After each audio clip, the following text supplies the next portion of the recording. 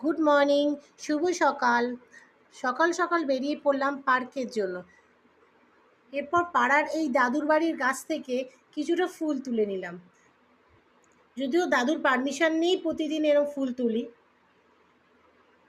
এরপর পার্ক থেকে ফিরে করে নিলাম রুটি তরকারি ব্রেকফাস্ট। আর এই গজাগুলো আমার বাবা নিয়ে এসছে।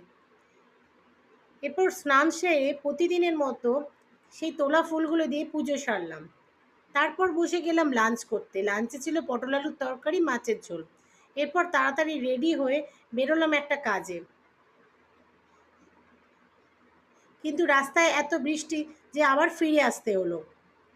এরপর সন্ধ্যাবেলা একটু চাউমিন আনতে গেছিলাম। এদিক ওদিক ঘুরে চাউমিন নিয়ে বাড়ি আসলাম। তারপর কিছুক্ষণ ফোন ঘাটাঘাটি করে রুটি ঘুগনি খেয়ে ডিনার সারলাম।